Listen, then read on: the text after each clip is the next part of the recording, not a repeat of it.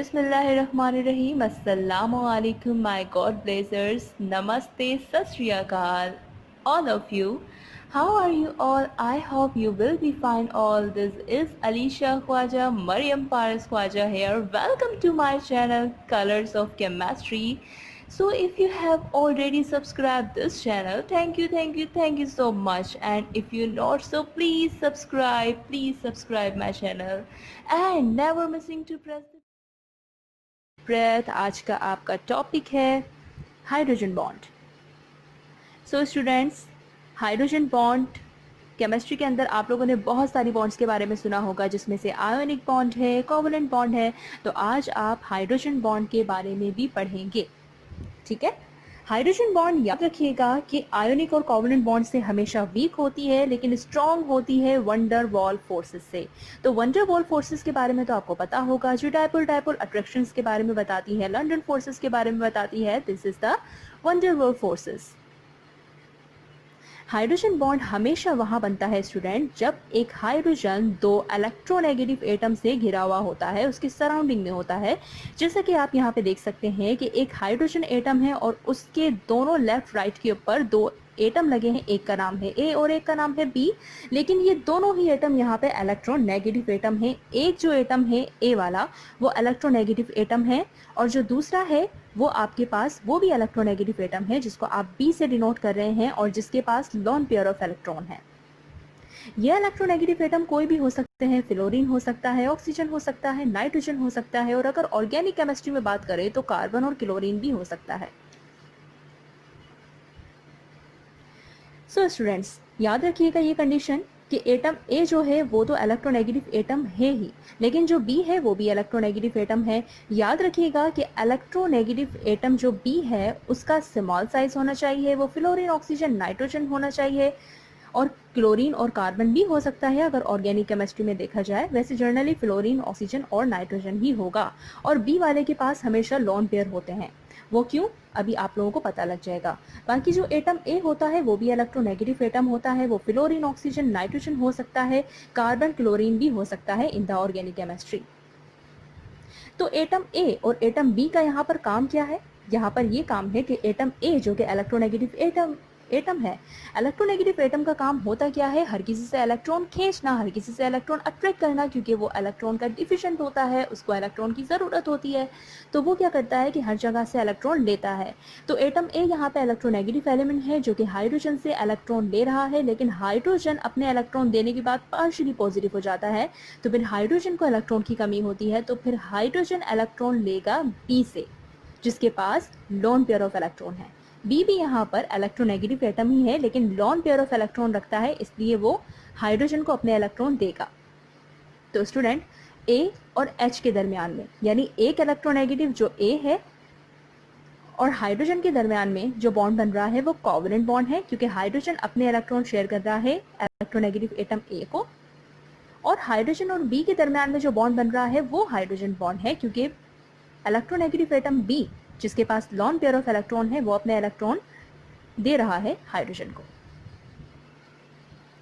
याद रखिएगा स्टूडेंट कि हाइड्रोजन बॉन्ड की स्ट्रेंथ डायरेक्टली प्रोपोर्शनल होती है इलेक्ट्रोनेगेटिविटी ऑफ ए से, और इनवर्सली प्रोपोर्शनल होती है इलेक्ट्रोनेगेटिविटी ऑफ बी से। यानी ये कंडीशन है कि बॉन्ड स्ट्रेंथ अगर आपको मालूम करनी है तो हमेशा याद रखिएगा बॉन्ड स्ट्रेंथ डायरेक्टली प्रोपोर्शनल है ए से।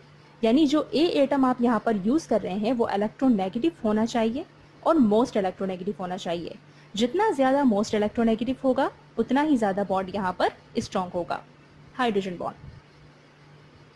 और जितना ज्यादा बी यहाँ पर स्ट्रॉन्ग होगा उतना ही ज्यादा आप लोगों के पास हाइड्रोजन बॉन्ड वीक होगा, क्योंकि ये इनवर्सली प्रोपोर्शनल है।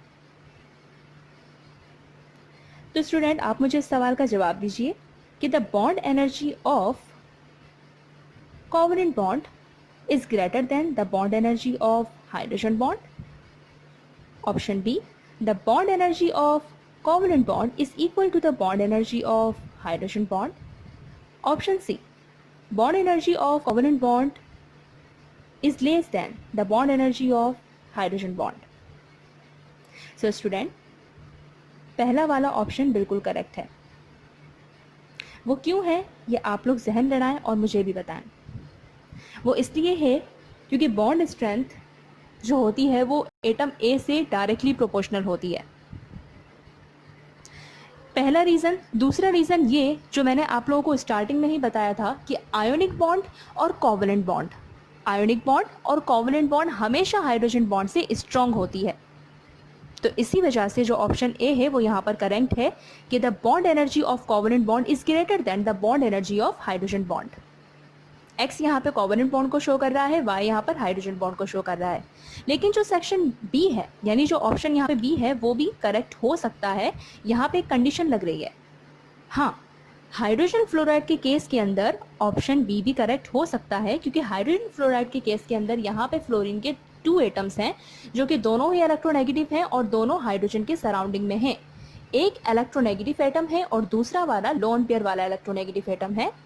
फ्लोरीन जो एटम ए है, जो इलेक्ट्रोनेगेटिव एटम है, वो हाइड्रोजन से इलेक्ट्रॉन ले रहा है और दूसरा वाला इलेक्ट्रोनेगेटिव एटम जिसके पास लॉन पेयर ऑफ इलेक्ट्रॉन है वो हाइड्रोजन को इलेक्ट्रॉन दे रहा है। तो इस केस के अंदर कोवलेंट बॉन्ड और हाइड्रोजन बॉन्ड दोनों की एनर्जी सेम हो जाती है, इक्वल हो जाती है। तो अब यहाँ पर एक स्पेशल केस आप लोगों के पास आया है कि क्या कार्बन वाले कंपाउंड्स में हाइड्रोजन बॉन्ड बनता है? जी हाँ, बिल्कुल बनता है। कार्बन एक ऐसा एटम है जिसका नाम सुनते ही आपके दिमाग में ऑर्गेनिक केमिस्ट्री आएगी, क्योंकि कार्बन और हाइड्रोजन दोनों ही ऑर्गेनिक केमिस्ट्री के अंदर पाए जाते हैं। यहाँ पे आप लोग केस ले लीजिए क्लोरोफॉर्म का और एसीटोन का। जब क्लोरोफॉर्म और एसीटोन दोनों का मिलाप हो रहा है तो यहाँ पे आप इस स्लाइड में देख सकते हैं कि एक बॉन्ड बन रहा है कार्बन, हाइड्रोजन और ऑक्सीजन के दरमियान में। कार्बन जब अपने इलेक्ट्रॉन तीनों क्लोरीन्स को दे रहा है, आप देख सकते हैं इसके बराबर में 3 क्लोरीन के एटम लगे हैं और तीनों क्लोरीन एटम मोस्ट इलेक्ट्रोनेगेटिव हैं। तो ये क्या करेंगे, कार्बन से इलेक्ट्रॉन खींचेंगे। जब कार्बन अपने इलेक्ट्रॉन इनको दे देगा तो कार्बन के पास खुद इलेक्ट्रॉन की कमी हो जाएगी। कार्बन हाइड्रोजन से इलेक्ट्रॉन लेगा जो कि उसके बराबर में ही उसके साथ खड़ा है। जब हाइड्रोजन अपने सारे इलेक्ट्रॉन कार्बन को देगा तो हाइड्रोजन के पास इलेक्ट्रॉन की कमी हो जाएगी। फिर हाइड्रोजन क्या करेगा, जो उसके बराबर में ऑक्सीजन है जो कि इलेक्ट्रोनेगेटिव एटम है और जिसके ऊपर लॉन पेयर ऑफ इलेक्ट्रॉन है, वहां से वो इलेक्ट्रॉन लेगा। तो हाइड्रोजन और ऑक्सीजन के दरमियान में हाइड्रोजन बॉन्ड बन गया और कार्बन और हाइड्रोजन के दरमियान में कोवलेंट बॉन्ड बन गया। तो स्टूडेंट, आपको ये पता है कि हाइड्रोजन की 2 तरह की टाइप्स होती हैं। हाइड्रोजन बॉन्ड की 2 तरह की टाइप्स होती हैं, एक होती है इंटरमॉलिक्यूलर, एक होती है इंट्रामॉलिक्यूलर। इंटरमॉलिक्यूलर और इंट्रामॉलिक्यूलर के बारे में भी मैं आप लोगों को बता दूं कि इंटरमॉलिक्यूलर का मतलब होता है कि जब एक एटम दूसरे डिफरेंट एटम के साथ या किसी और एटम के साथ मिलाप करके कोई बॉन्ड बनाए। इंट्रा का मतलब होता है कि एक एटम अपने ही अंदर हाइड्रोजन बॉन्ड बनाए। तो हम आज डिस्कस करेंगे इंटरमॉलिक्यूलर को। इंटरमॉलिक्यूलर में आज मैं आप लोगों के पास बोरिक एसिड की एग्जांपल ले रही हूँ। यहाँ पे आप देख सकते हैं कि 2 सेम मॉलिक्यूल बोरिक एसिड के आपस में मिल रहे हैं, डायमेरिजेशन कर रहे हैं।